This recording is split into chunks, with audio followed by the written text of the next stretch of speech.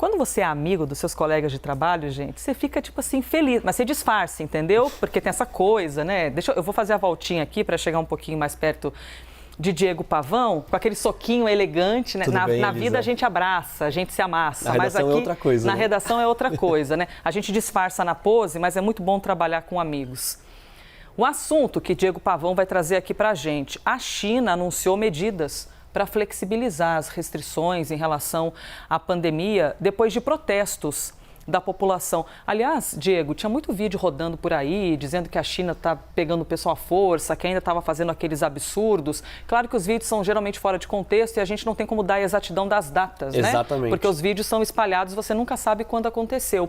Mas é fato que o mundo também olhou ali com um pezinho atrás para as atitudes da China, uns avaliando que foram muito boas, que era necessário, e outros dizendo, puxa vida, está restringindo demais as pessoas. Enfim, nos atualize, por favor. Com certeza, aqueles protestos que a gente viu na semana passada ecoaram o mundo todo, foi muito forte, foram cenas muito fortes que a gente viu, o governo reprimindo aquelas manifestações, mas depois agora, né, nessa semana, aliás, desde semana passada, algumas autoridades locais já recuando um pouco em relação às medidas da Covid, principalmente aqueles lockdowns, e aí o que a gente teve agora foi a China, o governo central da China anunciando então medidas gerais, novas diretrizes gerais para a Covid-19. A gente separou aqui uma tela para mostrar, Elisa, alguns desses pontos principais que foram revistos pelo governo central da China. Mas revistos porque os números diminuíram ou porque os protestos foram grandes? Fica sempre essa dúvida, né? É difícil dizer, o governo não fala exatamente por que isso foi voltado atrás, né? Essas questões voltaram atrás,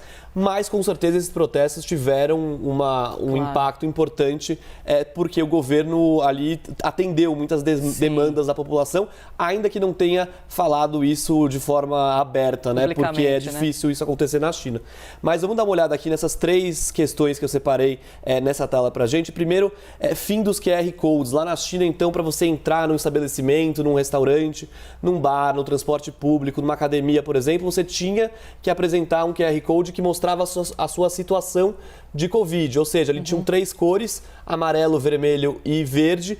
Essas 3 cores indicavam ali quais liberdades você podia ter para acessar determinados locais. E também o QR Code mostrava o seu teste mais recente de Covid-19. Lembrando que na China, até então, tinham aquelas testagens em massa, quase diariamente, em várias partes do país, principalmente nas grandes cidades. E aí, a pessoa que estava ali tinha o acesso autorizado ou negado, dependendo do que estava nesse QR Code, que era ali pelo celular da pessoa. Uma tecnologia que eles criaram para conseguir facilitar essa troca de informação. Exatamente, mais ou menos o que a gente teve aqui com a nossa vacinação, pelo menos em São Paulo, mas na China muito mais abrangente, pegando também os testes de Covid e contando também qual era a situação ali da epidemia, da pandemia na sua região. Certo. E isso agora foi praticamente extinto, então vai ficar restrito apenas a locais, unidades de saúde, hospitais, consultórios médicos, você vai ter que mostrar isso ainda, mas os outros locais não mais. E o segundo aqui, quarentena em casa permitida. Parece estranho a gente falar isso, quarentena em casa permitida, porque a gente sabe... fez isso, né? Exatamente, a gente sabe aqui,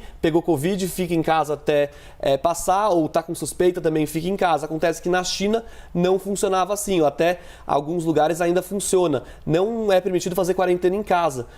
A pessoa é levada até uma instalação do governo, um campo de quarentena, e aí faz a quarentena lá de 15 dias, uma quarentena mais rígida, e fica lá por 15 dias nesse local do governo, construído pelo governo, montado pelo governo por causa da pandemia. Tamanha a preocupação do governo com que essa pessoa saia de casa, se ela ficasse em casa, e espalhasse ainda mais o vírus. Então a pessoa era levada para fora.